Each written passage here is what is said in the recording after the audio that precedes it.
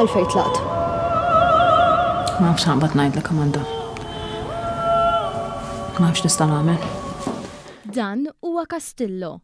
Il-film Malti li sara il-qlub ta' ħafna Maltin u Awċin wara li l-ġimgħa filgħaxija intwera lil pubbliku għall-ewwel darba fiċ-ċinema. Storja miktuba minn Claire Azzopardi li l-vjaġġ tagħha mar minn ktieb għal reċta għall-film Castillo. Titratta l-istorja mqanqla ta' mara li tieħu deċiżjonijiet ibsa f'ħajjitha sabiex tieħu ġustizzja ta' dak li familta kellha tgħaddi minnu fi żmien it-tmeninijiet. Waqt il-premier ta' din il-produzzjoni One News tkellem mal-produttur Carlos De Battista fejn stqarr x'verament ifisser għalih Castillo. X'ifisser għalija Castillo?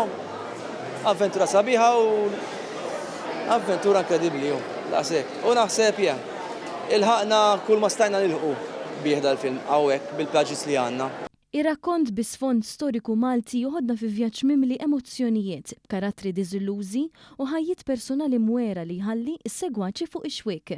Fil-fatt ħabbar li dan il-film għadu kif ġie magħżul mill-Malta Academy Selection Committee biex jintbagħat għall-konsiderazzjoni tal-International Feature Film Category għas-97 edizzjoni tal-Academy Awards. Il-film jara atturi ta' kwalità għolja li żgur f'xi ħin jew ieħor rajnihom fuq it-televiżjoni Maltija. Għalihom dan il-film kien mhux biss ta' sfida imma wkoll esperjenza ta' sodisfazzjon. Il-film kollha kbirin ħafna bih. Pero naħseb li ktar ħaġa li nozzu kollha kemm l-esperjenza li għamilna 3 xhur kważi ngħixu flimkien biex sar. U għal-frott ta' ħafna xogħol illi fl-aħħar jasal f'konklużjoni sabiħa laqas in-nies issa jistgħu jgawdu dak li għamilna aħna.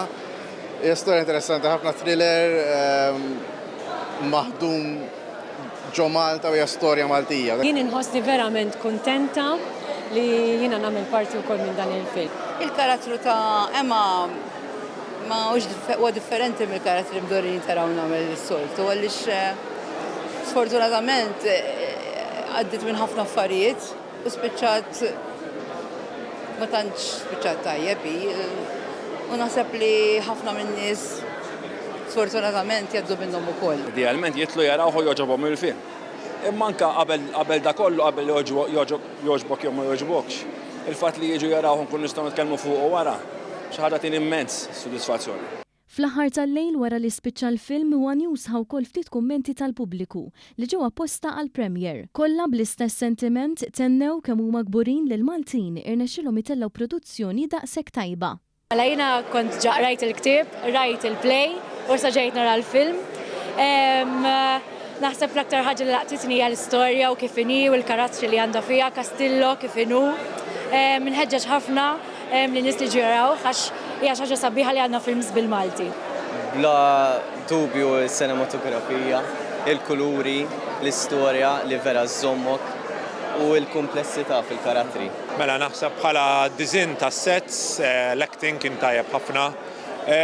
Oġobni wkoll kif dinamika bejn l-istorja tas-70s u l-istorja kontemporanja. Naħseb ix-xeni xogħol per xogħol id-direzzjoni hija bellezza, l-istorja innifisha.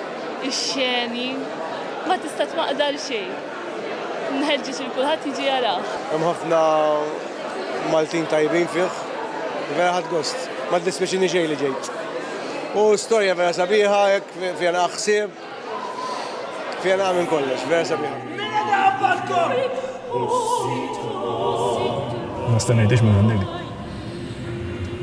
Vera dom taħseba, xuħite. Ma. Proset.